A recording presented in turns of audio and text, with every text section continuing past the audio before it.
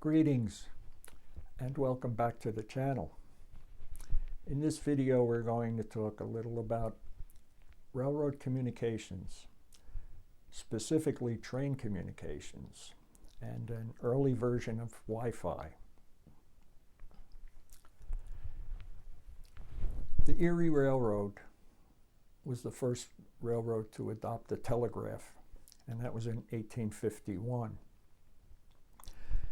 And that was a great improvement safety-wise, and it also enabled the standardization of time along the railroad's system, because prior to the telegraph, the various communities had their own time. They set their own time depending on the position of the sun. The telegraph allowed communications between the towermen, station agents, and train dispatchers. However, they could not communicate with a moving train.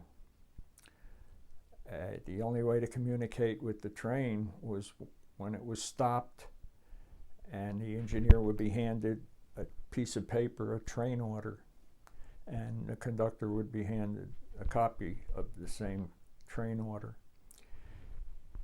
So, the Pennsylvania Railroad developed a system called electromagnetic induction, and that involved a telegraph operator in a passenger car that had a large magnet mounted underneath the car, and that magnet would emit a signal that was carried along the railroad tracks or the telegraph wire. It was an early version of Wi-Fi. It was not radio. The operator had to be within 100 feet of the train tracks or the telegraph wire. Telegraph operator could not communicate with the engineer. So the Pennsylvania Railroad continued working on electromagnetic induction, and in 1943 they perfected a system using voice, and the conductor in the caboose would be able to communicate with the engineer on the locomotive, and both of those employees would be able to communicate with station agents, train dispatchers, and tower operators. It was called the train phone, and it required an antenna on top of the locomotive, the caboose, a passenger coach, or on a steam engine, the antenna would be on the tender. And the antennas would be mounted on the top, and they looked like a handrail or a ladder mounted vertically on top of the engine or caboose.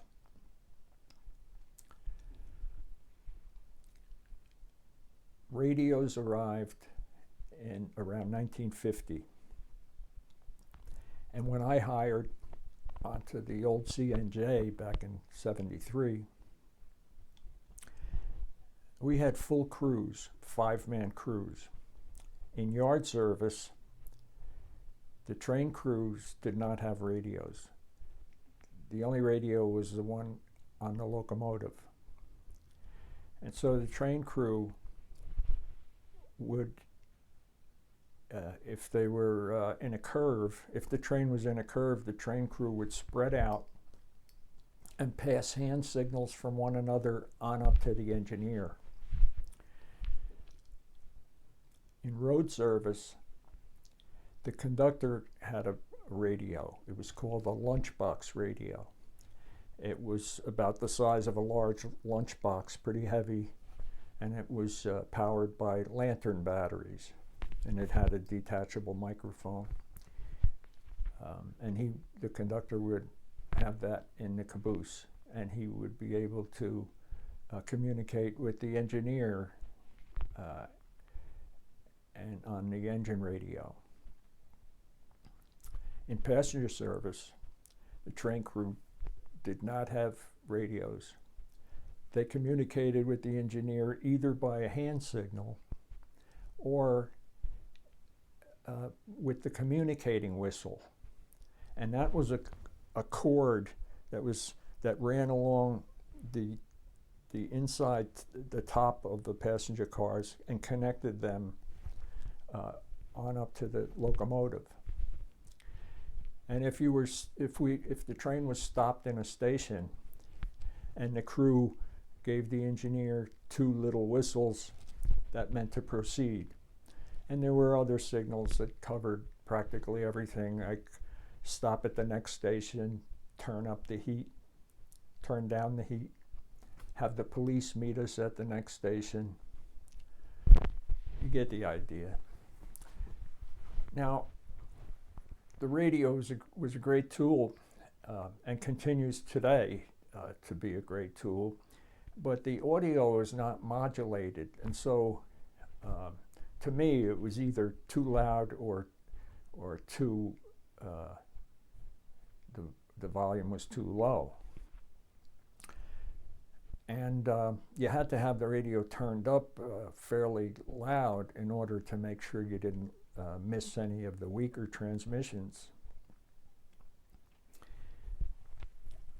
Another problem with the radio is that the wayside automatic equipment detectors, they transmitted a radio message after the train passed over the detector, and some of the detectors' transmissions were very loud and strong, and once in a while they malfunctioned and would just repeat the same message, blocking out any transmissions to come over the radio in the near vicinity. Another annoyance that continues to this day is the tone system to reach the train dispatcher. To get the train dispatcher, you have to press tones on the radio in order to activate a wayside repeater that would repeat your transmission to the train dispatcher, who could be located hundreds or thousands of miles away in another state or another part of the country. You see, over the years, the railroads closed towers and eliminated the towerman positions and turned control over to the train dispatchers remotely. So the train dispatchers one train dispatcher would control more than 100 miles of track, and all the trains in his territory would have to tone him in to get the appropriate repeater to repeat the transmission on up to the train dispatcher. The tones were loud and annoying, and you would hear all the trains in your area as they toned in the train dispatcher. And the train dispatcher, if he was talking to someone 100 miles away, you couldn't hear his conversation. And so if you toned him in and he wouldn't answer because he was talking to someone else, and if you kept toning him in, he would get pretty annoyed, understandably. The radio was and is an important tool. It gave you situational awareness, but you had to pay attention and listen to it. Take care and put some sand down.